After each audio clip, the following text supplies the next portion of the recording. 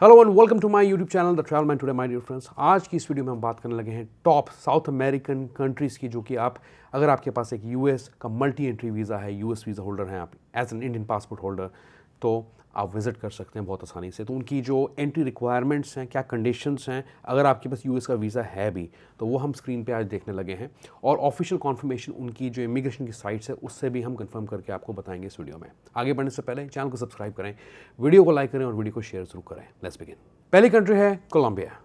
Okay, अगर हम Colombia की यहाँ पे बात करें, इंडियन पासपोर्ट की वैलिडिटी आपकी कम से कम 6 महीने की यानी कि 180 डेज़ की होनी चाहिए। आपके पास वैलिड यूएस का वीज़ा होना चाहिए यहाँ पे, जो कि एक बार यूज्ड होना ज़रूरी है। एंट्री एग्जिट पॉइंट्स जो हैं आपके वो स्पेसिफाइड हैं, वो नेक्स्ट स्लाइड पे मैं आपको दिखा देता हूँ, ये डिस्क्रिप्शन में वीडियो को दे दूंगा। ट्रैवल इंश्योरेंस आपके पास होनी चाहिए, हालांकि मैंडेटरी नहीं है। और बाकी आपको जो है प्रूफ ऑफ फंड्स भी यहाँ पे दिखाने पड़ सकते हैं। अगर आप नेक्स्ट स्लाइड पे यहाँ पे देखें तो आपके पास एंट्री चेक पॉइंट्स है कि कौन से लैंड बॉर्डर्स हैं और कौन से एयरपोर्ट के चेक पॉइंट्स हैं, वो आप यहाँ पे देख सकते हैं क्लियरली। अब हम इनकी ऑफिशियल साइट पे चलते हैं। तो इनकी जो ऑफिशियल साइट है इसमें तो मुझे देखने को कुछ नहीं मिला है, लेकिन अगर आप इस पेज को देखें तो ये कोलंबिया की ही साइट है और यहाँ पे nationals of states with conditional visa exemption for shorter stage. इसके अंदर आप देखिए कोलंबिया, कंबोडिया, इंडिया भी है, निकारागुआ भी है, म्यांमार भी है और ये सब कंट्रीज़ हैं। दूसरी कंट्री है डोमिनिकन रिपब्लिक।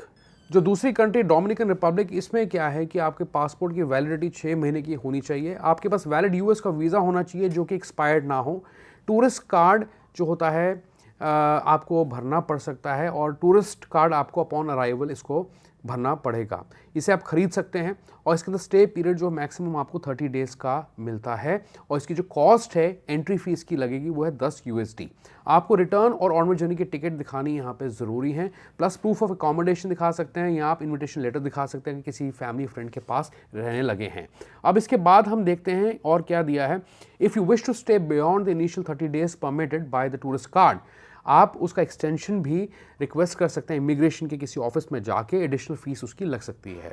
कोई मैंडेटरी रिक्वायरमेंट्स वैक्सीनेशन की या यहाँ पे आपकी इंश्योरेंस पॉलिसी की नहीं दी है, लेकिन यू मस्ट कैरी वन, और इसके अलावा आपको अराइवल कार्ड जरूर भरना है। तो हम इस वक्त डोमिनिकन रिपब्लिक की ऑफिशियल इमिग्रेशन की साइट पे और आप यहाँ पे देख सकते हैं Dominican Republic issue tourist, business, work, student and residency visas. Tourist visas can be issued for one or several entries. Any person, regardless of the nationality, can visit Dominican Republic if they are a legal resident of or if they have one of the following valid visas in their passport. जैसे कि US का visa हो गया, Canada, UK, Schengen का हो गया। तो ये चीज़ हमने कंफर्म कर दी। इन प्लस जैसे मैंने आपको बताया कि आपको एक जाने से पहले और विदिन 72 आवर्स एक कार्ड भरना पड़ेगा, तो यहाँ पे आप अपनी एप्लीकेशन को शुरू कर सकते हैं। इसका अराइवल कार्ड आपको एक भरना पड़ेगा। तीसरी कंट्री है Honduras.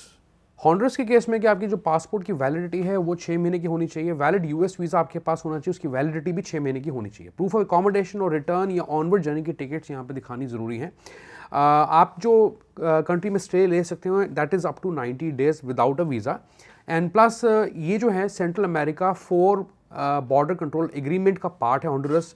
Honduras is a part of CA4 agreement allowing free movement between Honduras, Guatemala, El Salvador and Nicaragua for up to 90 days. तो और कंट्रीज़ का भी आप जो है बाई लैंड ट्रैवल कर सकते हैं, उसका बेनिफिट भी ले सकते हैं, अप टू 90 डेज का स्टे पीरियड मिल सकता है।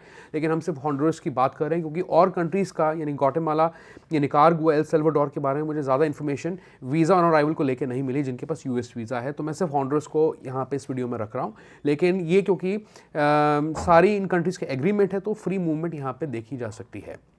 अब देखते हैं इनका ऑफिशियल साइट क्या कहता है। तो ये है हॉन्डुरस का ऑफिशियल साइट। तो अगर आपके पास a visa is not required to enter Honduras if the passport holder has the following visa with at least 6 months validity. US visa है, कनाडा है, शेनिगन का है। Fourth one is Mexico. Next country रहेगी Mexico. तो Mexico सबकी favourite country है। यहाँ पे जो पासपोर्ट की वैलिडिटी है 6 महीने की होनी चाहिए और वैलिड यूएस वीज़ा आपके पास होना चाहिए, उसकी वैलिडिटी भी 6 महीने की होनी चाहिए। ठीक है, आपको एक मल्टीपल माइग्रेटरी फॉर्म यहाँ पे FMM कहते हैं इसको भरना पड़ता है before you enter. And specially आप जो है किसी एयरलाइन से या बिफोर लैंडिंग आप इस फॉर्म को भर सकते हैं। और प्रूफ ऑफ अकोमोडेशन और रिटर्न ट्रैवल इसमें होनी बहुत ज़रूरी है क्योंकि ये लोग स्ट्रिक्ट हैं इंडियंस को लेके, चाहे आपके पास यूएस वीज़ा क्यों ना हो। और आपको जो सफिशिएंट प्रूफ ऑफ फंड्स हैं वो यहाँ पे दिखाने पड़ेंगे। और जो स्टे ड्यूरेशन है आपका मैक्सिको में वो रहेगा कुछ लगभग 180 डेज तक का आपको मिल सकता है विदाउट अ वीज़ा अगर आपके पास यूएस का वीज़ा है। अब देखते हैं इनकी ऑफिशियल साइट क्या कहती है। तो यहाँ पे पढ़ें, all foreign visitors regardless of the nationality travelling to Mexico for tourism, business or in transit to another destination are exempt from presenting a Mexican visa as long as they have a valid visa issued by the following countries: Canada, Japan, USA, UK, or any other country comprising the Schengen area. Fifth one is Panama. Next country हमारे लिए Panama. इसमें आपके passport की validity कम से कम 1 साल की देखी जाएगी। आपके पास वैलिड यूएस वीज़ा होना ज़रूरी है। आपको जो है अपना जो खर्चा है वो दिखाना पड़ेगा, यानी कि आपको 500 USD दिखाने पड़ेंगे अपॉन एंट्रेंस, एज इन वो किसी भी फॉर्म में हो सकते हैं, लेकिन आपके पास 500 USD होने चाहिए। थोड़ा सा इसमें ये क्राइटेरिया है। आपके पास रिटर्न ऑनवर्ड जर्नी की टिकट होनी चाहिए और आपको मैक्सिमम 30 डेज का स्टे पीरियड मिलता है विदाउट अ वीज़ा। तो अगर हम इंडियन एम्बेसी की साइट पनामा की देखें, यहाँ पे दिया है any person of a country that requires valid a visa to enter Panama, holder of a visa और valid permanent residence duly issued by the US, Australia, Canada and the UK will be able to enter the national territory, and such visa granted by aforementioned countries must be multiple entry visa used previously at the country issuer of the visa and its validity cannot be less than 1 year। तो Panama के case में ये ज़रूरी है कि अगर आपके पास US का वीज़ा है तो यूएस का एक विजिट या स्टैंप आपके पासपोर्ट पे होना ज़रूरी है, यानी कि यूएस में आप ट्रैवल करने के बाद ही इस वीज़ा फ्री फैसिलिटी को एंजॉय कर पाएंगे। और मल्टी एंट्री वीज़ा आपका होना चाहिए और आपके पासपोर्ट की वैलिडिटी और आपकी वीज़ा की वैलिडिटी भी कम से कम 1 साल की हो। Cannot be less than 1 year वैसे तो, लेकिन 1 साल की आप मान के चलें। इसके अलावा कोस्टा रिका की भी इंफॉर्मेशन यहीं पे दी हुई है और यहाँ पे ये लिखा हुआ है कि अगर if national of a country that requires visa possess a multi entry tourist और crew member visa from US exclusively type B1 B2 tourist visa की जहाँ बात होती है, with the minimum validity of 6 months at the time of entry in Costa Rica, they do not require visa to enter Costa Rica. इसमें ऐसा कोई criteria नहीं है जो पनामा के केस में हमने देखा और पढ़ा है। 6th one is पेरो। पेरो के केस में क्या है कि आपका इंडियन पासपोर्ट, उसकी वैलिडिटी 6 महीने की होनी चाहिए। वैलिड US वीज़ा आपके पास होना चाहिए, उसकी वैलिडिटी भी 6 महीने की होनी चाहिए। आपके पास प्रूफ ऑफ अकोमोडेशन और रिटर्न या ऑनवर्ड जर्नी की टिकट्स होनी चाहिए और सफिशिएंट प्रूफ ऑफ फंड्स आपके पास यहाँ पे होने चाहिए और 90 दिनों के लिए आप पेरू के अंदर रह सकते हैं विदाउट अ वीज़ा। अब इसकी ऑफिशियल साइट भी हम देख लेते हैं। तो यहाँ पे दिया है कि I am a Indian national, can I obtain a visa on arrival to Peru? Peru does not issue visa on arrival to Indian citizens. Instead, there's a visa exemption for Indian citizens who hold a valid US, Canada, UK, Australia and Schengen visas. When exempted from this visa, Peru visa, in this way there's no visa on arrival payment to be made at the airport upon arrival. तो ये visa free ही रहेगा अगर आपके पास US, Canada, UK का, Australia का, Schengen reason का visa है। 7th one is Costa Rica. Costa Rica के केस में क्या है, आपकी पासपोर्ट की वैलिडिटी 6 महीने की होनी चाहिए। आपके पास वैलिड US वीज़ा, उसकी भी वैलिडिटी 6 महीने की चाहिए और मतलब मल्टीपल एंट्री होना चाहिए वो। और you can stay up to 30 days there. Proof of accommodation, return या ऑनवर्ड जर्नी की टिकट्स आपको दिखाने और सफिशिएंट फंड्स यहाँ पे दिखाने हैं। अब हम देखते हैं इनकी ऑफिशियल साइट एक्चुअली क्या कहती है। हमने ऑलरेडी देख ली है पर मैं आपको दोबारा यहाँ पे दिखाने लगा हूँ। तो अगर आप यहाँ पे देखें तो वही बात है कि if a national of the country that requires visa possesses a multi-entry tourist, business or crew member US visa exclusively B1 B2 की अगर बात करें, with the minimum validity of 6 months at the time of entry in Costa Rica, they do not require a visa to enter Costa Rica। ठीक है जी। And the last one is Uruguay।